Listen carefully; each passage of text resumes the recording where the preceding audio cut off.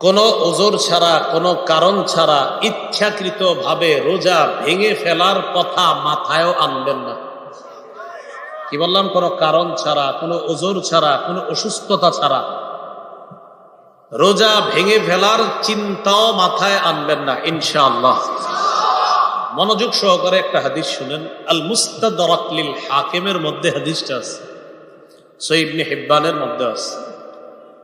قال رسول الله صلى الله عليه وسلم, নবীজি বলেন, বাইনামা আনা নাইমুন, আমি ঘুমিয়েছিলাম, আতানি রাজুলান,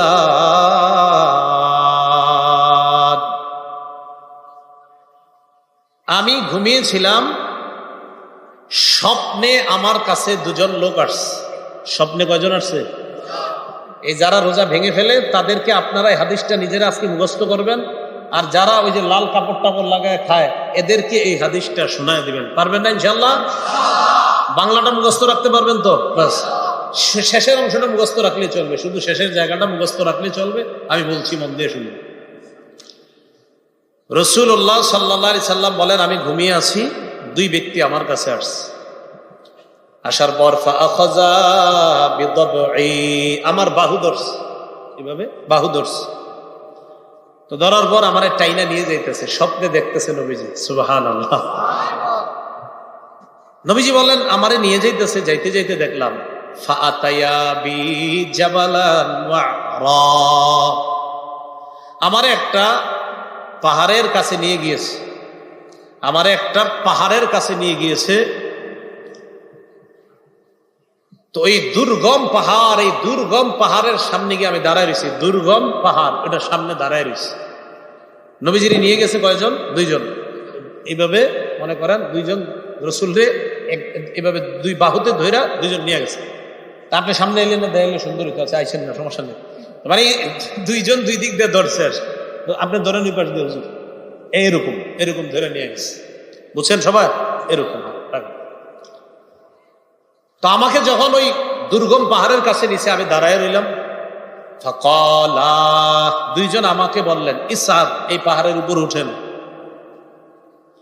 তো আমি জবাব দিলাম, লা উতিকুহু, না না, আমি পারবো না, এই দুর্গম পাহাড়ে, এই পাহাড়ে কে উঠবে, আমি পারবো না। নবীজি বলেন, ওই দুইজন নবীজিকে বললেন, সানুসাহিলুহু লাকা, আপনি টেনশন করেন না, পাহাড়ে ওঠা আমরা দুইজন আপনার জন্য সহজ করে দিব, উঠুন। রাসূলুল্লাহ সাল্লাল্লাহু আলাইহি সাল্লাম বলেন, আমি ঘুমিয়েছিলাম, স্বপ্নে দুই ব্যক্তি আমার কাছে এসেছে, আমার দুই বাহু ধরে আমাকে টেনে নিয়ে গেছে, দুর্গম একটা পাহাড়ের কাছে আনছে। ওই পাহাড়ের কাছে যাওয়ার পর আমি পাহাড়ের সামনে দাঁড়িয়ে রইলাম। আমাকে ওই দুইজন বললেন, আপনি পাহাড়ে ওঠেন। আমি বললাম, আমি উঠতে পারবো না।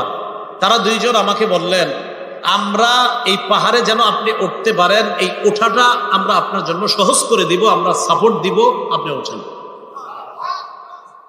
রাসূলুল্লাহ সাল্লাল্লাহু আলাইহি সাল্লাম বলেন, ফাসাইদতু, আমি পাহাড়ে উঠলাম। পাহাড়ে ওঠার পর আমি দেখলাম, ইদান বিআসওয়াতিন শাদীদা, প্রচন্ড আওয়াজ আমার কানে আসতেছে। কোথায় উঠাই আওয়াজ পাইছে? পাহাড়ের উপরে।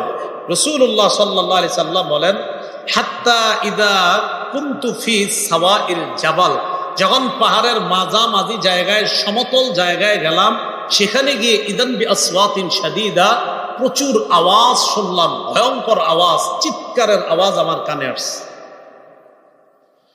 ফাকুলতু মা হাযিহিল আসওয়াত, আমি প্রশ্ন করলাম, এগুলা কিসের আওয়াজ? ওই দুইজন জবাব দেয়, আহলিন নার, এগুলা জাহান্নামীদের চিৎকারের আওয়াজ। নবীজি বলেন, সুম্মান তালাকাবি, এরপর আমাকে সামনের দিকে নিয়ে যায়, যাইতে লাগলাম। যাইতে যাইতে ফাইদা আনা বিকাউমিন মুআল্লাকিনা বিআরাকিবিহিম মুশাক্কাকাতিন আশদাকুহুম, যাইতে যাইতে হঠাৎ আমি একদল মানুষের সামনে গেলাম, তাদের দিকে তাকায় দেখলাম পাগুলা উপরের দিকে বেঁধে রাখা, পাগুলা বেঁধে রাখা, মাথা নিচে। আর কি দেখেন? পা উপরে মাথা নিচে।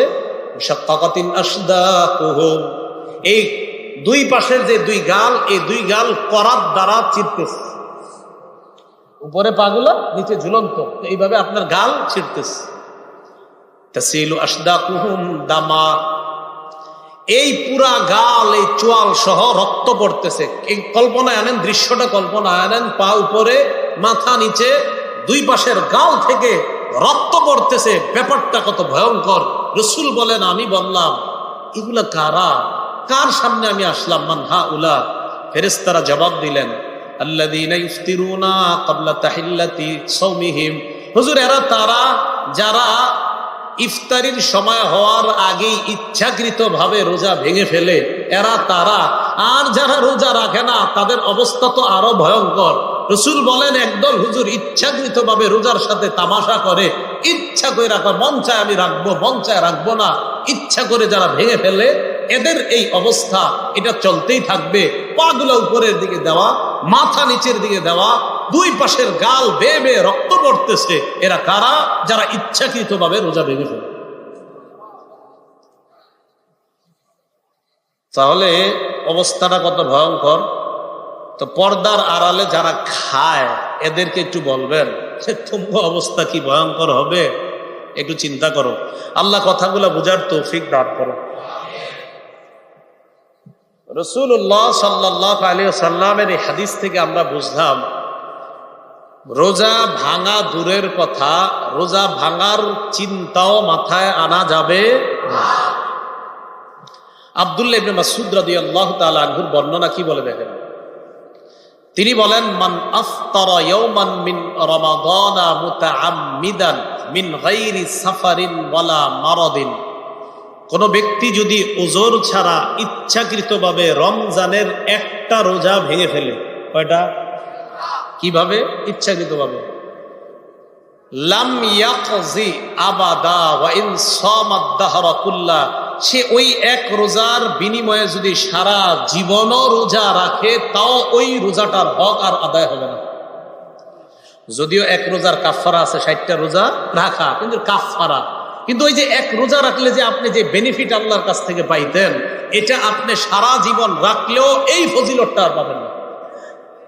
কয়টা রোজা? মাত্র একটা রোজা ইচ্ছাকৃতভাবে কেউ যদি ছেড়ে দেয়। আল্লাহ আমাদের সকলকে যে কথাগুলা বললাম এই কথাগুলোর উপর আমল করার তৌফিক দান করেন। সাহারি খাবেন, সাহারির মধ্যে বরকত আছে। ক্বালা রাসূলুল্লাহ সাল্লাল্লাহু আলাইহি ওয়াসাল্লাম, তাসাহহারু ফাইন্না ফিস সাহুরি বারাকাতান।